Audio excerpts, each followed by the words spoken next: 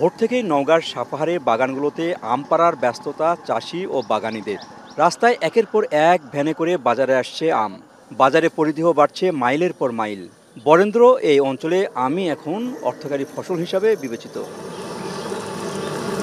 কিন্তু বাজারে মিলছে না কাঙ্ক্ষিত দাম। এছাড়া তীব্র গরমের কারণে দ্রুত আম পরিপক্ক হয়, কখনো দাম কমছে, আবার কখনো বৃষ্টি ও বৈরী আবহাওয়ার প্রভাব পড়ছে বাজারে, ওঠানামা করছে দর। এর সাথে আছে পাইকার ও ব্যবসায়ীদের ওজনের মারপ্যাচ। ওজন আরো যদি কমে আসে, দামে বেশি হয়, তাহলে আমরা লাভবান হব। এই আমটা তৈরি করতে প্রতি মনে 27 থেকে 2800 টাকা খরচ। এখন আমটা বিক্রি করতেছি 1700-1800 টাকা মন বলতেছে। একটা বেচলাম 2900, একটা বেচলাম 2700। এতে লাভ লস খুব বেশি হচ্ছে না।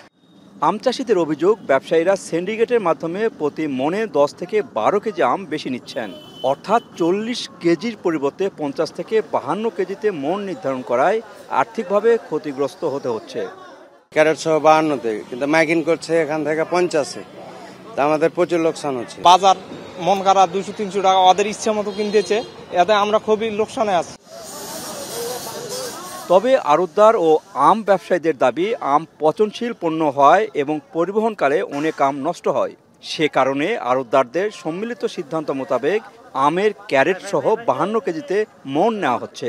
ওয়েট লসের একটা ব্যাপার থাকে, যে ক্যারেটের ব্যাপার থাকে, তারপর কিছু আম পাকা যায়, তারপর কিছু আম পচা যায়। এইসব বাদ দিয়ে এই জন্যই মূলত 52 কেজিতে মন দেওয়া হয়। দাম বর্তমান যে রানিং আছে, যে দামটা এরকম তাহলে চলবে। আর যদি দাম বাড়তে হয়, তখন ব্যাপারীদের জন্য কষ্ট হয়ে যাবে। লাভ মোটামুটি, খুব বেশি লাভ হবে না এবার, বাজার একটু কম আমের।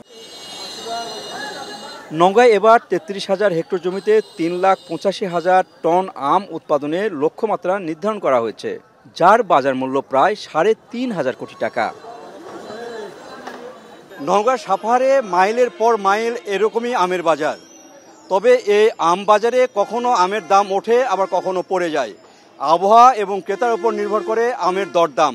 তাই এখানকার কৃষকের দাবি, এখানে যদি একটি হিমাগার স্থাপন করা হতো, তাহলে হয়তো আমের ন্যায্য মূল্য পেতেন।